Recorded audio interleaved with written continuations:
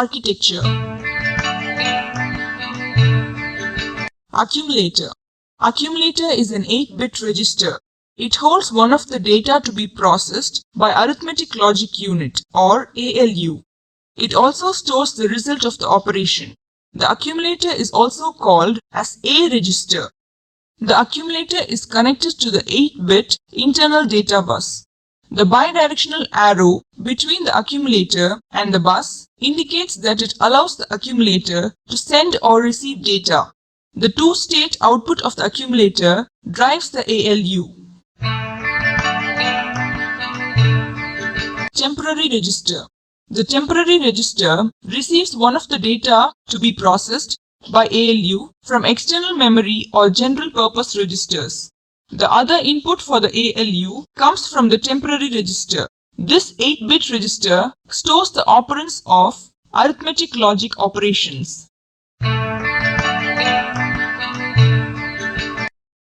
General purpose registers. In Intel 8085 microprocessor, there are 6 8-bit general purpose registers. They are B, C, D, E, H, and L.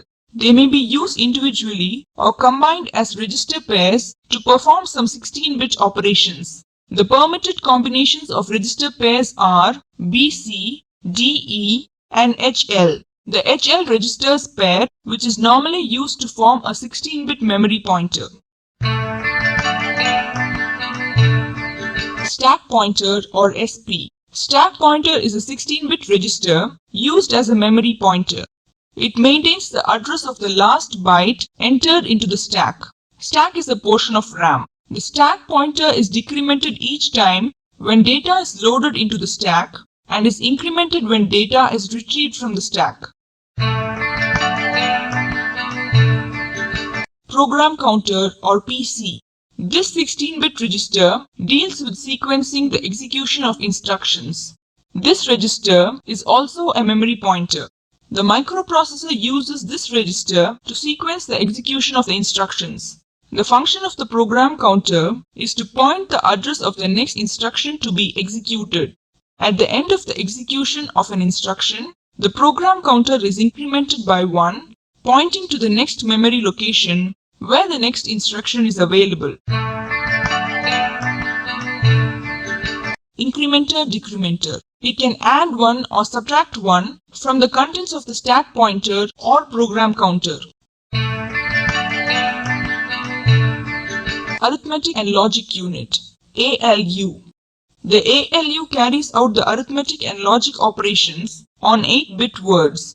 As shown, the contents of the accumulator and the temporary register are the inputs to the ALU. It can perform arithmetic operations such as addition, subtraction, and logical operations such as AND, OR, and XOR. The ALU result is then stored back in the accumulator.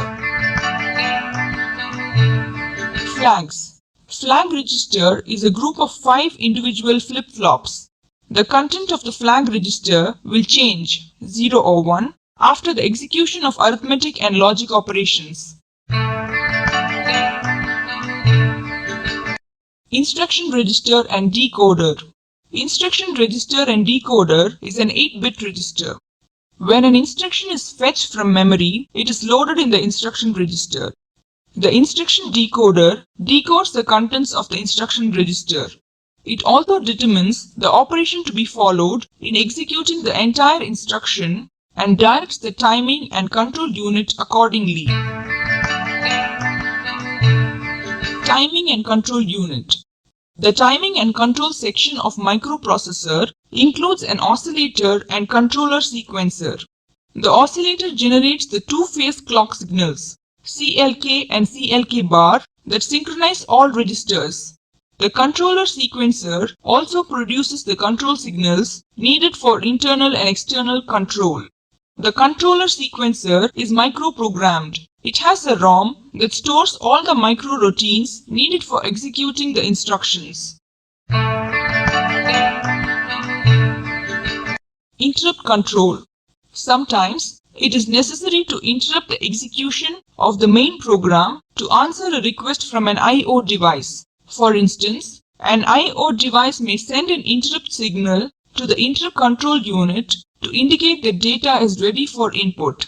The computer temporarily stops the execution of main program, inputs the data, and then returns to the main program. Serial I/O control. Sometimes I/O devices work with serial data rather than parallel. The serial input data enters 8085 through pin 5 SID serial input data and leaves through pin 4 SOD serial output data.